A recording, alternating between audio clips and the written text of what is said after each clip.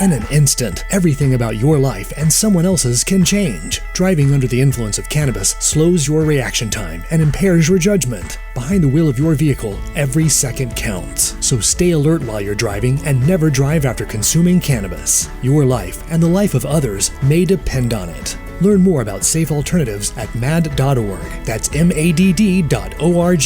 This message is brought to you by MADD and funded by BHDDH. It's a neurodevelopmental diagnosis, not a behavior disorder. It's not a mental health diagnosis. And so what this means is that the autistic person's unique neurology influences their experience of the world.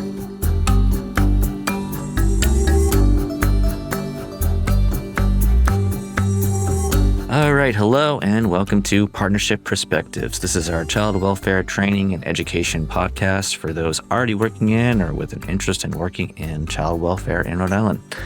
My name is Stan Brazier and I'm the project director for the learning partnership between the Rhode Island Department of Children, Youth and Families, or DCYF, and Rhode Island College. Our desire is to bring information from experts on a variety of topics, all at no cost to hardworking professionals and others. Today, I'm very excited to speak with our guests about autism spectrum disorder and how it might impact those working in child welfare. In a 2018 article in the Journal of Child Psychology and Psychiatry, it was noted that, quote, children with developmental disabilities are at a heightened risk for maltreatment. However, little is known regarding the prevalence of maltreatment among specific groups such as ASD or autism spectrum disorder. They say if you have met one person with autism, then you've met one person with autism. Many of us probably heard that phrase before, given the uniqueness of each individual. So how do we navigate the complexities of working with kids and families impacted by this disorder? Our guest today is going to help give us guidance on this critical topic for anyone working with kids and families, especially those in child welfare. Please note a disclaimer that the views expressed by the hosts and guests of this podcast are their own and do not necessarily reflect those of the college, DCYF, or the organization that they represent. So without further ado, our guest today is Ariana DeAngelis. Ariana is the training manager for the Autism Project in Johnston, Rhode Island. She has an undergraduate degree in developmental psychology and a master's in special education, severe. Ariana worked as a teacher of autistic and neurodivergent students in Walpole and Malden, Massachusetts, and in Florence, Italy. While at the Autism Project, Ariana has transitioned the training team to the virtual platform and brought the Autism Project trainings to self-advocates, professionals, and parents across the U.S., Europe, Africa, Asia, Central, and South America. In collaboration with autistic adults, professionals, and family members, Ariana continues to write and delivers trainings focused on supporting neurodivergent people across the lifespan. So, Ariana, welcome. It's a pleasure, and it's great to see you again. Wonderful to see you as well, and thank you for having me. Yeah, I appreciate you doing this. So, there's a lot to unpack when it comes to ASD, right? So for child welfare, we know this is a pretty high stress work environment. There's a lot of trauma. There's a lot of other complexities and things that those that are working with individuals and families have to deal with. And adding on that kind of layer of complexity to working with individuals and families that have autistic children or even families and parents affected by the ASD themselves, where do we start with all this? What are the most important things that we need to know, and how do we kind of like prioritize care for those with ASD? That is a great question. And I think the thing that we start with is really addressing our own understanding of autism. All of us as a society and as individuals. We have to know what autism is, but equally as important, we have to know what it's not. There are so many misconceptions about autism today in our world. And so it starts with really finding autism-informed evidence-based information. In terms of some of those misconceptions about autism, it starts with really how autism manifests. I have had the privilege and the honor of working with autistic people from very early age, 18 months old, all the way up through 70s, 80s, 90-year-olds, people who are business executives on the autism spectrum, government officials, and people who require 2-to-1 support 24 hours a day to keep them safe. None of these individuals has more or less value than the other, and I think that's hugely important. Every individual has an incredible and extraordinary amount of value in our world, regardless of where on the spectrum they fall. And I have had the privilege of knowing so many autistic people in my life, whether it be professionally or personally. And they've been some of my greatest friends and some of my greatest teachers as well. So I think starting there with a neuro-inclusive understanding of autism is really important. Understanding behavior in autism as well. There's oftentimes with autism, the interpretation of behavior is very the perception is either that the behavior is intentional, that the behavior exhibits a lack of empathy on behalf of the person. And I have to tell you, that's one of my biggest pet peeves is when people associate autism with lack of empathy. I've worked with autistic people who are hyper empathetic. It just manifests differently. So people will say, oh, this person doesn't care who gets hurt as long as they get their way. And that's not true at all. Oftentimes we talk about how when people are in a meltdown, they're completely out of control of their behavior. They're not in control of their words. They're not in control of their actions. This person's in crisis. So to then perceive that crisis as lack of empathy is deeply unfair to the person. So sometimes we sort of think the person's not trying hard enough to control their behavior. So a lot of times it's, we make the behavior about us. How are we affected by this behavior? And we don't think of it as, how is this person's behavior communicating something that we need to understand, that we need to listen to? Right. So I think in that sense, that's a good place for us to start, to really calibrate our understanding of autism and to find those resources, again, evidence-based. If people are interested in research, making sure that research is peer-reviewed and published in a scientific journal that's well-respected. If they don't know where to start, come to the Autism Project. Yeah. Go to the website, give us a call, meet with a family support specialist. They'll point you in those directions. We are lucky as a society to have a lot of information now on autism. The challenge is that we've got to sort through it and find out what's reliable and what's not. So if you're not sure where to turn, come to us. I do a lot of that sorting myself. I'm always looking for more information. So I'm happy to point families in the right direction. Yeah, I mean, it sounds like really kind of taking a strengths-based approach initially. And like you mentioned, values and understanding those things first, and just kind of trying to have an understanding initially, and having an openness is kind of what it sounds like too, right? Absolutely. I say this all the time because I'm introduced often, I'm speaking in front of large groups, I'm going to conferences, and people introduce me as an autism expert. And the first thing I do before I start talking is I reject the term. Sure. Because I think that all of us are continuing to learn more and more about autism. I learned something this morning that I didn't know yesterday. So it's this constant growth from everybody in the autism community. Right. I want to focus actually for a second. I know you're big on like focusing on the term neurodevelopmental. Yes. And can you kind of like give a little bit more information as to why that's so important when we think about individuals with ASD and the term neurodevelopmental and why that's so important for our own understanding and how we relate to and work with individuals with ASD? Absolutely. I love that question. Thank you so much.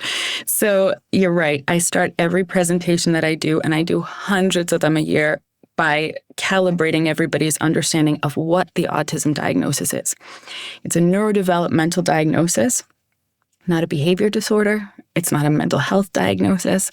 And so what this means is that the autistic person's unique neurology influences their experience of the world around them, their sensory environment, how they process language, how they navigate the world, and the world within them, their thoughts, their emotions, all those sorts of things. That experience then leads to what we see on the surface. And so starting with an understanding of that experience is critical to supporting the individual, to helping to reduce behavior if there is a need for that, to, in truth, the priority really being helping to help that person regulate, to reduce anxiety, et cetera, to give that person an environment in which they can thrive. And so for me, the understanding of this not looking at it through a behavioral lens is so critical, because when we see it in sort of that behavioral interpretation, our intervention, regardless of how old the individual is or anything like that, is compliance-based. So we use this sort of rewards or consequences. I'm going to reward you for good behavior. I'm going to give you a consequence for bad behavior. Rather than thinking, what have I not offered you in terms of sensory supports? What have I not, in terms of the task I've given you? How do I need to break it down? How do I need to make it more predictable? Instead, the assumption is you could control your behavior. I just have to motivate you. Mm-hmm. And I will say the most common, because I talk to a lot of professionals, a lot of families, a lot of people in all walks of life, the most common pushback, which I rarely get pushback, but the most common one is, but it's working. Why not do it? It's working. What's the problem? And so I like to give the example. You had mentioned I do a lot of work around the country. Mm-hmm. So April was a long month. April is Autism Acceptance, Autism Empowerment Month. And so I was traveling all over. I was in Manhattan, then flew to South Dakota, then came back here, then went to Florida, then up to Boston. And I basically crawled across the finish line of April. I left it all on the field. I was exhausted mentally, physically. If my boss came to me and said, Ariana, I'll give you $10,000 if you go to California right now and you do a week of trainings, which would never happen, just for the listeners, not possible. But if it did, I would do it. Mm-hmm. Would that be okay for my mental health? No. Would it be okay for my physical health? No. Would it push me into burnout? Absolutely. But with that reward, with that motivation, sometimes we push ourselves past what we should be doing, what's healthy for us.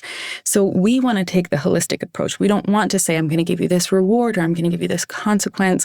You're fully in control. We want to think, what do you need? How can I create an environment that's therapeutic for you, that supports you so that you can thrive? Right. So it's that shift in approach. Gotcha. Yeah. Is that the biggest underpinning for you that you see, the biggest sort of misunderstanding? Because like you said, what comes out on the surface is the behavior. And so people kind of maybe get frustrated or confused by that. And then so if they're thinking more about it in terms of a neurodevelopmental disorder, that can be helpful. But is that the biggest misconception or, lack of understanding that people have? Or what else is there that people, in general terms, we don't want to maybe, just sort of a broad overview of what you've seen in terms of people not really understanding and what impact might the media have, or movies, television, things like that, how people get portrayed. I always like to ask who does get it right, in terms of a movie or a TV show, because that's what kind of a lot of our, if we don't have day-to-day interactions with individuals with ASD, that's our go-to. That's what we think, right? We don't have any other point of reference. So what are some of the other, misconceptions out there? That's a great question. I'll start with, one of the biggest misconceptions for me. So yes, the behavioral interpretation was number one. For me, that's the biggest problem we need to solve in terms of our misunderstandings. The other piece of it is around non-speaking people. Okay. A lot of times there's an assumption that non-speaking people don't understand language. Mm-hmm. And I have seen so many times, and frankly, I'm sure I'm guilty of this myself. When I first started out, I started when I was 19 in 2006, and I, had very little understanding at the time. So I so often see non-speaking people spoken about in front of them, as though they couldn't possibly understand what people are saying. Right. They couldn't possibly understand, people are having conversations about, for example, their motivation for behavior as the person is sitting right next to them. So I think that's a huge one, to assume competence for our non-speakers. We are just scratching the surface of our understanding of non-speaking folks and learning so much as those folks are provided with more opportunities for alternative communication. We're learning a tremendous amount, and I'm still catching up with all of that information. It kind of almost makes you think of someone who's deaf or hard of hearing, and then they might not be able to hear you, or they might have a difficult time hearing you, but sometimes their other senses are more in tune, right? And they could pick up on, maybe they're picking up on body language, or they just kind of getting that sense that, like you said, you're talking about them, or you're judging them in some way, like that kind of thought sprang to mind that like maybe there's similarities there when it comes to we think that we automatically assume that because of someone's disability or whatever the case might be, that makes them, less than, or that we can talk about them in front of them and it doesn't affect them in any way because they can't speak, they can't hear, or whatever the case might be. It's Right. kind of made me think of that. Right, absolutely. There are so many non-speaking people that I've had the privilege of meeting who understand every single word being said. Yeah. And so that's, I think, a really big shift that we need to have. And then to kind of circle back to what I said earlier, that autistic people lack empathy is a real, not to use the term, but I've got a real trigger for me, to be honest with you, because that empathy might look different. And so I was listening to someone else do a talk earlier, and they were talking about an autistic person who, after a meltdown where a peer was injured, there was a cat in the room and the person just kept asking about the cat. And the person said, well, that means that they lack empathy for the fact that they could have injured a peer. And I was crushed by that because I thought that's not true. Right. That just means this person was asking about the cat that was in the room. It doesn't mean there's a lack of empathy. It means that we are misinterpreting them and we are misunderstanding. And I see that so frequently. And also, many autistic people have different ways of communicating nonverbally. So we might be reading facial expressions that appear, for lack of a better term, we hear the phrase flat affect a lot. Some people present that way, some don't. But then when you see that, you think, oh, that person doesn't experience emotion. Not at all. It's just that they show it in a different way. Right. So again, for me personally, as the training manager, so much work to be done, so many people to talk to, and also so many people to listen to. Sure. I think it's really important. Of course, I'm going to do this work for as long as I possibly can and continue to talk about autism, but I also listen to so many different types of advocates, self-advocates, autistic people who are sharing their experiences, whether they're sharing them through spoken language, through devices, or just being present with them and learning from them through what I can observe as best I can. Right. So I think that's huge as well. Right. You mentioned, emotional reactions and the difficulties for a neurotypical person to maybe interpret those. And obviously, with child welfare, we're talking about a lot of trauma, a lot of traumatic experiences, removal from homes, investigations, court, things like that, right? So how might trauma impact individuals with ASD differently, and how can we as the helping professional better support them, think about those reactions to trauma, because a traumatic event for anyone could really trigger something that might be unexpected.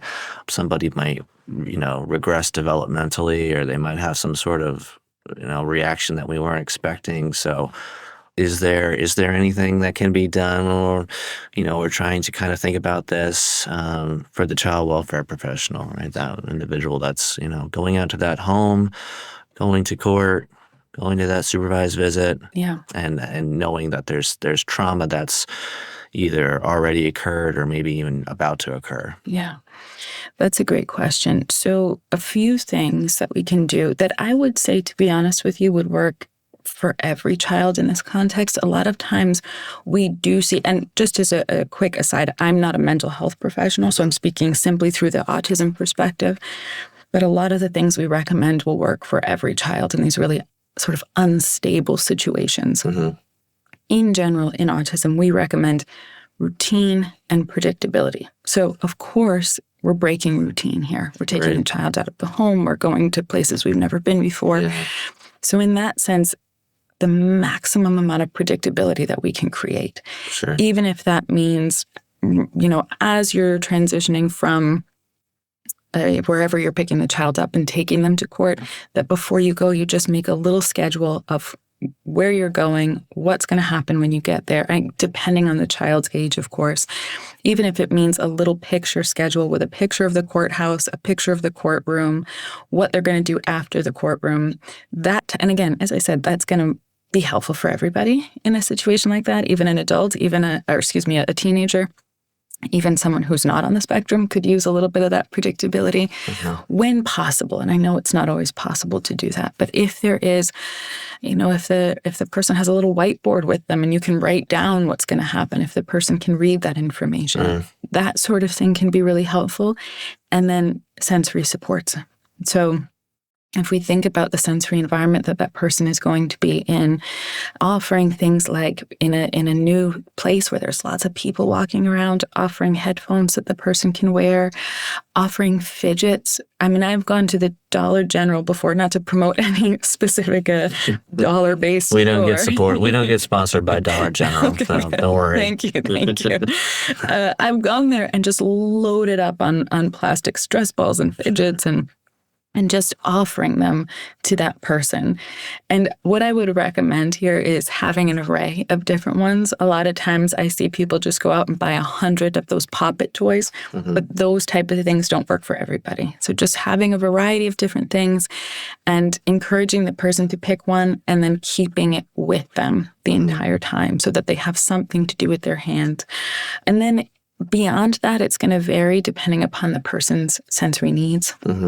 So I might even offer, if it's in a really bright environment, having a little baseball cap or some sunglasses they can throw on. And then we get to the point of a meltdown, which may happen. I was working with the Department of Children and Families down in Florida for a week. That's where I was. And not to give away details about the specifics, but essentially a teenager was removed from the home and brought to the offices.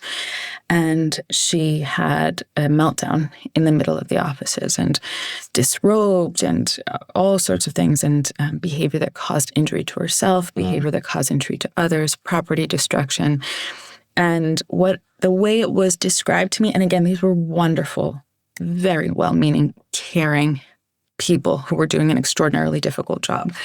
The way it was described was, 5 people in the room trying to calm her down, trying to take things away, hold her down, all these sorts of things. And I think when we're dealing with a meltdown, which again, that person is not in control, even if they're saying things about you, even if they're insulting you, screaming at you, swearing at you, throwing things, it's not about you. It's simply you're in the space. And that's so it's sort of being directed at you. So we recommend increase personal space as long as it's safe to do so, decrease stimulation. So if you can dim the lights, if you can, everybody in the room stop talking, yelling, and asking questions, just once or twice, typically, I will say, and again, this will work for anybody or help anybody, you're safe. A lot of times we have a tendency, and I'm guilty of this. When I first started out, if I was working with someone who had a meltdown, our desire is to get control of the situation. So we go, you're okay, you're okay, you're okay. But they're not okay. And so it's unintentionally invalidating. So once or twice I'll say you're safe. I might write it down if they're able to read that information. And then I stop talking and I try to be as calm as possible. So you have to kind of think of any of us who have ever felt unsafe in a situation.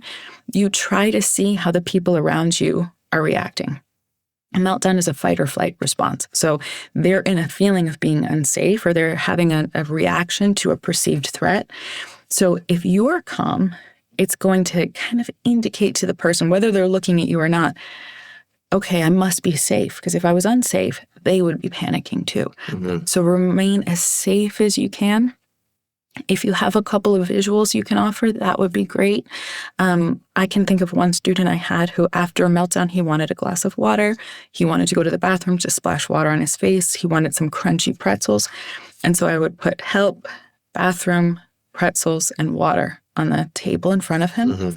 And then I would just walk away. And when he was ready, he would tap on the bathroom symbol. So having a couple symbols available. If you're in a situation where you got 5 people in a room all trying to help, pick a point person. Sure. Because oftentimes what happens is all 5 of those people are talking to this child at the same time, and that's just more overwhelm. Right. So pick a point person who's going to sort of direct everybody else, get as many people out of the room as possible, dim the lights if you can, and allow that person to calm themselves down. Okay. Speaking of safety, we also have the issue of elopement. Can you tell us what that is? How it might be caused, and what some strategies are out there that to address when an ASD individual might have elopement. Absolutely. That happens. Absolutely. Yeah. So elopement is when an individual who requires supervision to stay safe leaves a safe and supervised area. Okay. So meaning, for example, a child gets up in the middle of the night. This is a personal experience of mine, and leaves and walks to Walgreens at 2:00 in the morning in their pajamas with no shoes on. Right. So that would be considered elopement. He cannot keep himself safe. He's not aware of cars coming by, easily vulnerable to a stranger pulling up and saying, get in the car. So this is in terms of why, in the broadest sense, it's one of two things. And I'm speaking very broadly here. Mm-hmm. I want something. I don't want something. So I'm seeking something outside of my home, or I'm escaping something that's happening in my home. And when I use the term escaping, I don't mean it to sound threatening. It could be, oh, we're having a family party and it's really loud and overwhelming and I got to get out of here. Yeah. And the person walks out the front door. So a couple things. First, I recommend for families or whomever is supporting the child or adult potentially, it happens in adulthood as well, is to form relationships with first responders in advance. And I know that can be challenging for families. I know that can be a tricky situation, but you don't want the first time that a paramedic or a firefighter or an officer encounters your child to be when that child has eloped. We want to form those awareness, those relationships beforehand. One of my colleagues, for example, will bake brownies and take them with her son to the fire station across the street. So her son starts to build up that relationship. Now, not every family is going to do something like that, but this suggestion is meant just as much for first responders as it is for families, because we work closely with the Public Safety Special Needs Coalition here in Rhode Island, and they host, along with the Autism Project, Touch a Truck events. Great opportunity. You get first responders from all over Rhode Island show up. They're in uniform. Their trucks are there. They do, for example, a trick-or-treating event. Mm-hmm. So kids come in their costumes, kids and adults, they're trick-or-treating, and just as sort of a byproduct, they're meeting first responders. Right. And that also allows the child not to see somebody in uniform as frightening, not to see those big trucks as frightening, but rather as something that they're used to, something they're familiar with. The other thing we recommend is that in the event of an elopement, families don't wait. Because what can sometimes happen, and again, I'm not blaming anybody here, I completely understand. What can sometimes happen is the family will think, oh, I know where they are. They always walk down to the playground, or they're always at the neighbors, or they're always here. And so they wait and look first. We can lose some critical time there if we're waiting to try and find the child on our own first. Mm-hmm. There is that fear. They're going to think I don't take care of my child. They're going to think I'm neglecting my child. It can happen in an instant. It can happen when you open the door and the child just slides out behind, or the child disables a lock, or even disables an alarm. I have the privilege of having an autistic teenager in my family who every single door and window is alarmed. In the middle of the night, he disabled one of them and managed to get out the door, and they found him 3 miles from home. Mm. So it can happen to anybody. Mm-hmm. And so make that call as soon as you notice. Worst comes to worst, you open the pantry door and your child is sitting there and the police are there and you send them away. Right. But we want to have that critical time. Right. When you make that phone call, my recommendation is to say the child is autistic. Please arrive with your lights and sirens off. Because if they pull up with all their sirens blaring and the child's in the area, they may be overwhelmed by that sound and move further away. Yeah. And ask them, and this is tough, I apologize for the difficult nature of the recommendation, but ask them to start with water. Mm-hmm. Because many autistic children and adults will go to water first when they elope. And over 70% of lethal incidences of elopement are caused by drowning.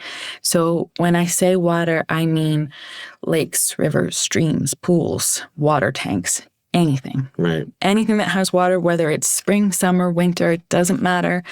And so encouraging, and many first responders, especially in the state of Rhode Island, are aware of this already. But just something to be aware of when you're making that call. Tell dispatch, be very clear about the child's autistic, arrive with lights and sirens off, and start with water. Because again, those seconds can be critical. Also for families, and forgive the long answer, I'm sorry. Very helpful. Thank you. For families, I would encourage you to reach out to the Autism Project. We have so many resources, and for first responders too. We have resources for families on elopement prevention. The National Autism Association also has something called the Big Red Safety Box, which are visuals. There's even some alarms in it that are available for families. And don't go this alone. Reach out, talk to a family support specialist. Elopement is incredibly stressful, and stressful is too benign a word to describe what this can be like for families. You're in a state of hypervigilance 24 hours a day, 7 days a week. So reach out to someone who understands, call us, and we'll point you in the direction of some resources. Gotcha. No, very helpful. Yeah. I want to just quickly kind of focus on the word spectrum.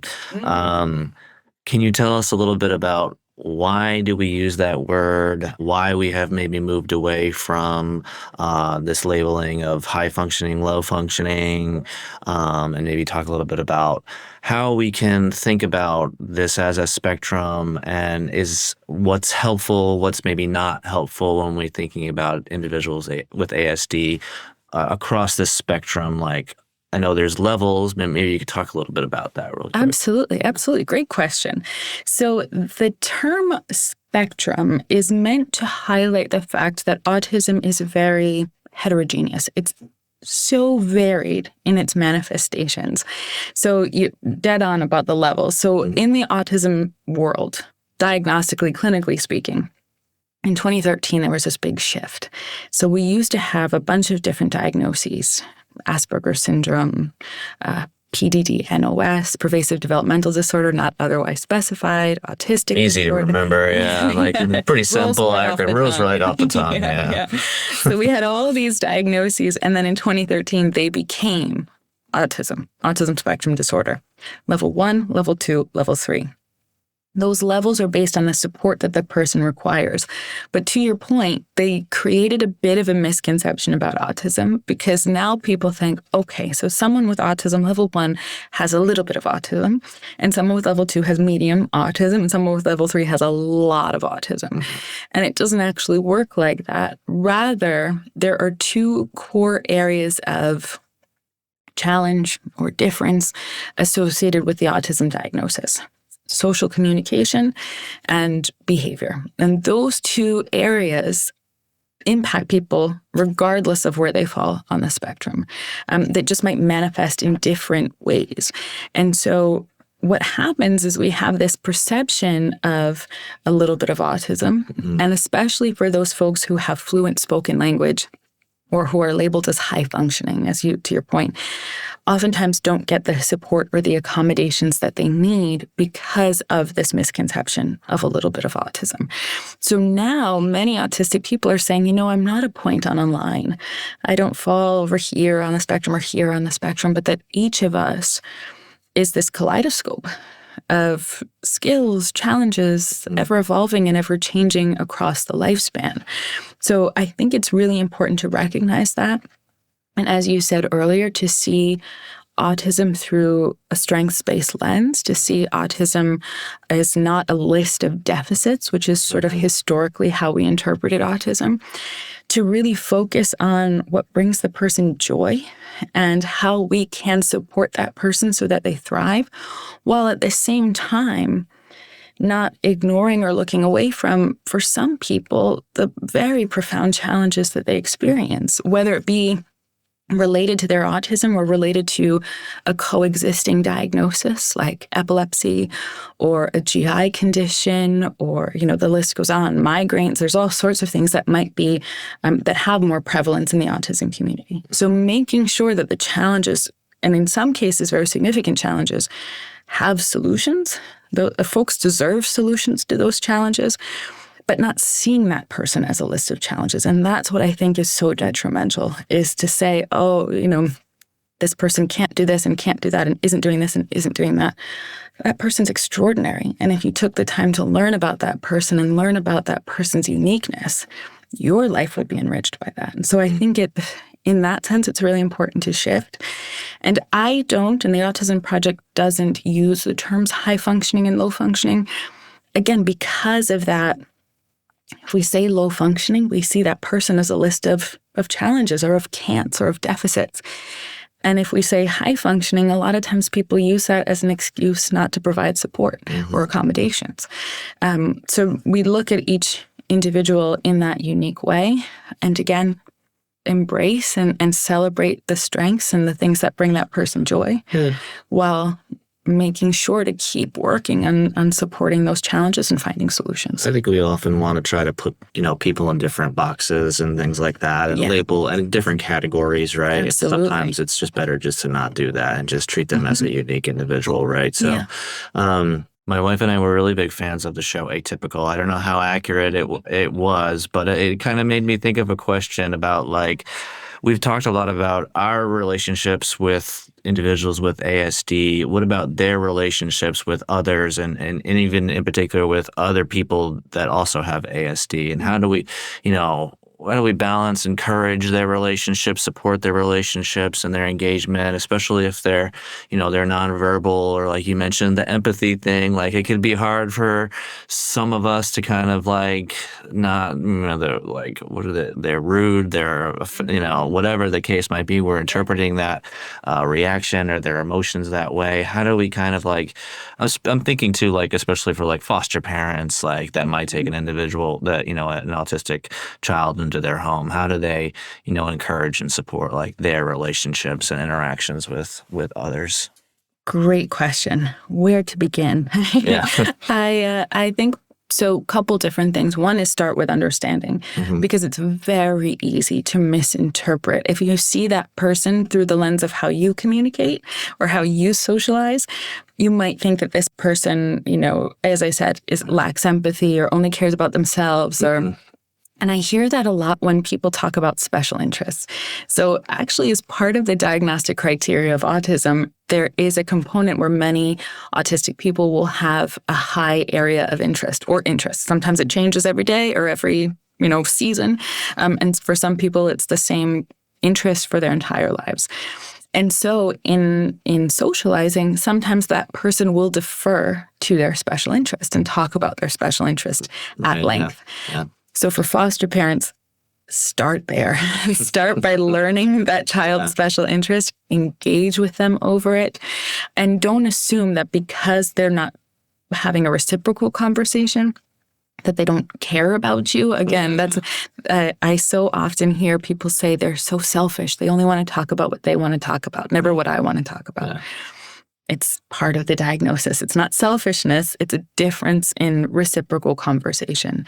And so learning that person's special interest, taking, if it's, it could be anything. I was just talking with someone about Abraham Lincoln the other day, or the Little Rascals, or it can be anything. And learning that and engaging with the person is really helpful. If they're local to Rhode Island, we do have social groups at the Autism Project, because I think it's also very valuable, regardless of how old the person is, to be with other people who socialize the way they do and engage the way they do. And so we do have social groups for children ages 5 and up at the Autism Project. And when I say up, I mean all the way up through adulthood. So anybody who wants to come and learn from one another. And I think also, it's really important just in general for us to listen, for us to, a lot of times autistic people will tell us, depending on the individual, what they're looking for socially, and sort of learning and going with that as well. One of my colleagues talks about how her son was a teenager and she put him into different social groups and things, and not at the Autism Project, elsewhere. And he said, for now, I'm really happy socializing with my siblings. And that's where I feel like my social radar is at the moment. And then, 5-10 years later, he was ready and interested in reaching out to his peers. And now he's working with that. So I think it's important for us not to put again, that perception of we need to hit these benchmarks. These are the things that you should be doing socially, and you should be interacting this way socially. Or should not. Right? Or should not.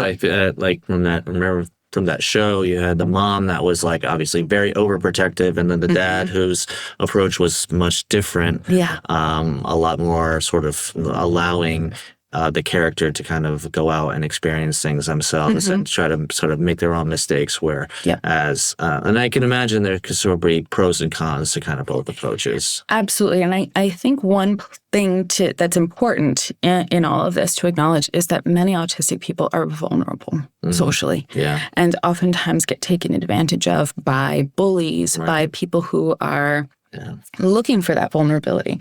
One of my colleagues texted me recently, and she's autistic, and she said, "Do you talk about autism and vulnerability in your trainings?" And I said, "I do. Why?" And she said, "Because I just feel so vulnerable to be taken advantage of." And we find this in general, but specifically online. And I think for foster families, for parents in general, that's something to really be aware of and really be monitoring and reaching out to your child, the school or therapists or clinicians that you're working with to talk about a plan for that. Because many, and again, I'm never speaking about every autistic person when I say things are so varied, but many autistic people are particularly vulnerable online and are very literal interpreters. So for example, on Facebook, which I'm obviously aging myself here because a lot of the youth are not on Facebook as much. But when you connect with someone on Facebook, they're called a friend. And so therefore, anybody who reaches out to you must be a friend. And so how do we define friends? What is a true friend? You know, I've worked with people before whose friends, quote unquote, have set them up to steal or to, all sorts of things, because when a friend asks you to do something, you do it. So it is important to put these safeguards in place online to make sure that we know who people are engaging with online, what information they're sharing is critical. I've worked with folks who someone reached out and said, "What's your address? Do you live alone?" Like those sorts of questions. So really monitoring the online space, I think, is really important as well. So yeah, there's of course that freedom. And as I said, listening to people, knowing how they want to socialize, how they want to engage, supporting the needs. And again, you'll work with a speech language pathologist at the child's school and the school team to work on engaging. And I also think, just as this is a little personal aside here, so often, historically, the spotlight, when we think about social breakdowns, has always been on the autistic person. You, autistic person, you don't know how to socialize. And now I think it's critical to understand that between neurotypes, different types of neurologies, we have miscommunication. And so, yes, we need to support autistic people in their bids to communicate, but we also need to educate peers, non-autistic peers, on communication with autistic people as well, and just a variety of different neurotypes, learning about one another, understanding one another, being empathetic and accepting towards one another across the board, I think is critical. Sure. Yeah. Whether or not that's helpful for foster families, probably not, but just my own soapbox. Yeah. No, it definitely makes sense. I think that's very helpful because you do want to have, it's for any child, right? You want to have some safeguards in place. And there is a lot of unfortunate activity, especially when you're talking about, the social media world and being online and you saying the interpretation of very literal things. And it made me also, you said friend, and that immediately I was like follower, like your follower on Instagram, your follower on Twitter, how might that be interpreted as like something very literal? So that just this is helpful to kind of, I think, for us too, to think about it from a different perspective. But how can we help parents and other caregivers prioritize their own self-care because it could be very overwhelming, right? I'm sure, and you might have to deal with that meltdown or just that ongoing continuous learning of the autistic individual and empathizing and understanding them. How can they prioritize their own self-care? That's a great question. I think the term self-care we use in a lot of different contexts. Sure. People say, take a half hour of your day and have a cup of tea and a bath or something like that. And sure, we can all strive for that, but I don't know if any of us are doing it. And I think for many families, if you're overwhelmed, For some families, as I said, they're in this hypervigilant state all the time if their child is unsafe. And so offering a cup of tea and a bath is probably not going to be helpful. Even if they can carve out that time, then they're right back into hypervigilance as soon as that half hour is over. So I honestly, truly think, and this is from a personal and a professional perspective, is finding your community, finding other people, whether it be other foster parents, other biological, but anybody who understands. Because a lot of times, again, for foster parents, for parents in general, anybody, their social circle becomes smaller because a lot of people will try to give them advice. And well-intended, misguided advice. If you were just more strict, this wouldn't happen. Or if you just had more rules, or, you name it. Not understanding that this is a different type of parenting and requires a different type of structure. And so their social circles become smaller, and finding other people who understand is critical. And so many people, not to promote the Autism Project, but so many people have found comfort in speaking to our family support team because they consist entirely of parents of children on the spectrum. So they have gone through the process of knowing what it's like to lose friendships or to have challenging relationships with family members who are constantly giving advice, or knowing what it feels like to feel like, am I a bad parent because my child is melting down all the time, or what have you. So the best self-care for you is talking to someone who gets it, having a therapeutic conversation. And when I say therapeutic, I mean honest, understanding, empathetic conversation with someone, building that relationship, and then you can kind of go from there once you have that community. I was working with a group of professionals in New York a couple of weeks ago, and there were many parents in that group, foster parents and biological parents there. And I remember at one point, one of the moms asked a question, and she was getting very emotional and feeling like she had made the wrong choices for her child and all of these sorts of things. And she started to get very emotional, and a few other parents in the room raised their hand, and they said, we're in this together, and I remember feeling that way, and I changed this with my son, and it worked really well. And how can we let's form a community? Let's get together after this and let's talk. And I was standing at the front of the room, and I didn't have to say a word, and they just formed this beautiful little circle around this woman who was feeling overwhelmed in that moment. And they did more for her than I ever could have done in hours of training, because they just understood one another and understood their experiences. And you could see her regulation improve significantly because there were people there that understood. So I think that that's huge, is finding your community. Right. Yeah. I think that also has there seems to be some more sustainability to that self-care strategy than, like you said, having a cup of tea or taking a bath, because you're not going to always be able to have that time. But, maybe it's something that somebody said that was supportive, that was stuck with you and then was able to help you through that difficult time. Because like you said, you could do that self-care, you could go to the gym or take that bath or whatever, but then you're going to be right back in it. So exactly. What is it that piece of advice or that piece of support that somebody gave you that stuck with you, that helped you in the future when the same or similar thing happened that caused you that stress, to help you address it better the next time? Absolutely. Having a cup of tea, not necessarily going to do that, right? So maybe you can have it while you're talking to someone. I mean, you're not saying don't do that. Sure. If you can do that, but you want that, I think, sustainability. So many of us, I think, are looking for those self-care strategies that are going to be sustainable and actually make improvements so that you become sort of less anxious or less stressed moving forward, as opposed to, I did this, I got less stress, and then boom, I went right back into something, and my cortisol levels shot up. I went really stressed again. So, sort of cutting down some of that stress levels. Do you have any other sort of advice, thoughts for the child welfare arena, when we're thinking about individuals that are working, again, like I said, already in a difficult environment, we're having a lot of complex decisions and challenging decisions that need to be made and that sort of thing. Like, is there anything else that you think they really need to be cognizant of when it comes to autistic individuals? Sure. Great question. Well, one of the things that I think applies both to the people professionally and to parents as well, and to kind of go back to that self-care for a moment, is learning about autism in an authentic way. Because I think, and I will include myself in this, before I came to the Autism Project, I had such a stereotyped understanding.